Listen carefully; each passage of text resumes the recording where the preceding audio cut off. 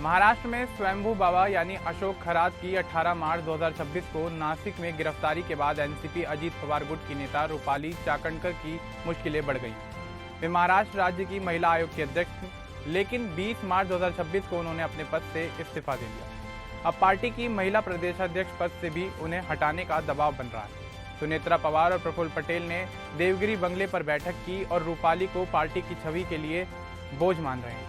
विपक्ष उनके और खरात के पुराने संबंधों पर हमला कर रहा है। रूपाली ने कहा कि वे खरात के गलत कामों से अनजान थी।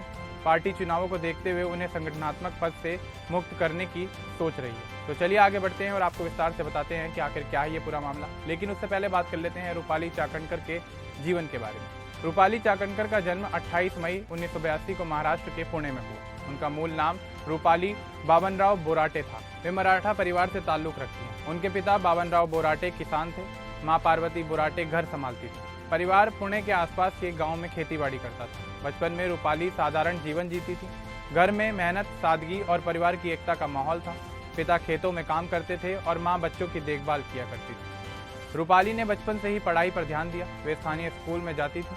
परिवार छोटा और करीबी था। उनकी कोई बड़ी राजनीतिक पृष्ठभूमि नहीं थी, लेकिन बाद में उनकी सास ने राजनीति में कदम रखा। रूपाली की परवरिश पुणे के धायरी इलाके में हुई। वे हिंदू परिवार में पली बढ़ी। उनके घर में धार्मिक परंपराएं निभाई जाती थी।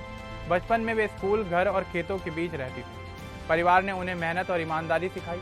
रूपाली की शादी नीलेश चाकणकर से हुई। नीलेश उनके पति हैं और परिवार पुणे में रहता है।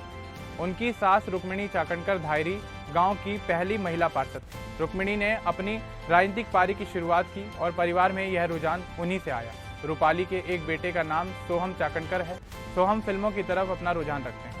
परिवार अब भी पुणे में ही एक साथ रहता है। रूपाली की पढ़ाई पुणे में पूरी हुई। उन्होंने लोकल हाई स्कूल से शिक्षा ली। उसके बाद पुणे यूनिवर्सिटी से मास्टर ऑफ बिजनेस एडमिनिस्ट्रेशन यानी MBA की डिग्री हासिल की। MBA की पढ़ाई ने उन्हें प्रबंधन, नेतृत्व और सामाजिक कामों के बारे में समझ दी। पढ़ाई के दौरान वे महिलाओं के मुद्दों में रुचि लेने लगी। MBA के बाद उन्होंने राजनीति में एंट्री की। शुरू में वे एनसीपी में शामिल हुई और अजीत पवार गुट के साथ जुड़ी रही। रूपाली का करियर राजनीति में आगे बढ़ा। वे राष्ट्रवादी महिला कांग्रेस की महाराष्ट्र राज्य अध्यक्ष बनी। अक्टूबर 2021 में उन्हें महाराष्ट्र राज्य महिला आयोग की अध्यक्ष बनाया गया। फिर अक्टूबर 2024 में उनकी दोबारा इसी पद पर नियुक्ति हुई। इस पद पर रहते हुए उन्होंने महिलाओं के कई मुद्दों पर काम किया। उन्होंने बीड़ जिले में महिलाओं की घटना पर कार्रवाई की मांग की। गुमशुदा महिलाओं के लिए पैनल बनाने की बात उठाई। बोगस वोटिंग पर शिकायत दर्ज कराई। मासिक धर्म लीव और सेल्फ हेल्प ग्रुप को बढ़ावा दिया। महिलाओं की आर्थिक आज़ादी पर जोर दिया। वे अजीत पवार और सुनेत्रा पवार का साथ देती रही। बारामती और पुणे में पार्टी के लिए उन्होंने प्रचार भी किया।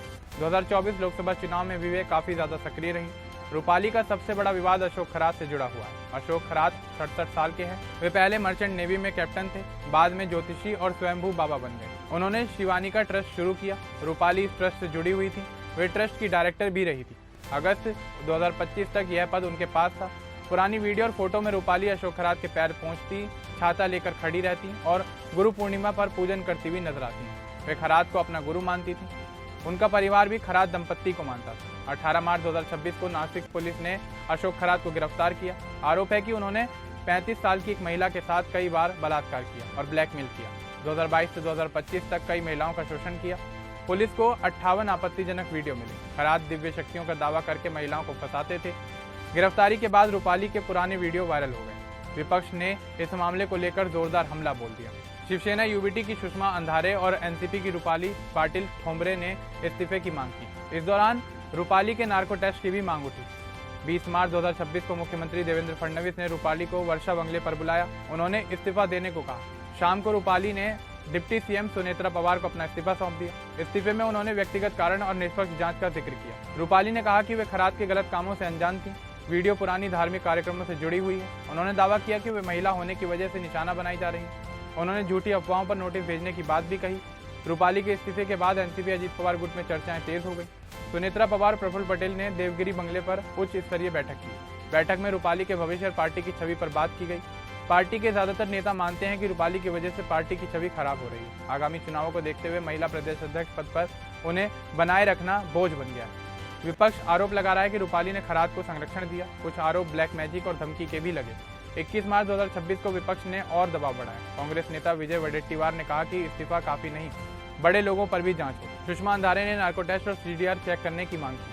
एनसीपी के कुछ नेताओं के बीच अंदरूनी चर्चाएं शुरू हो गईं। रूपाली ने पुलिस जांच पर भरोसा जताया और कानून का साथ देने की बात कही। 22 मार्च 2026 को पार्टी सूत्रों ने बताया कि रूपाली को संगठनात्मक पद से हटाने का फैसला जल्द हो सकता है, लेकिन अभी तक महिला प्रदेशाध्यक्ष पद से कोई औपचारिक ऐलान नहीं हुआ है। रूपाली ने कोई नया बयान नहीं दिया है। एसआईटी मामले की जांच कर रही है। खरात को 24 मार्च तक पुलिस कस्टडी मिली है।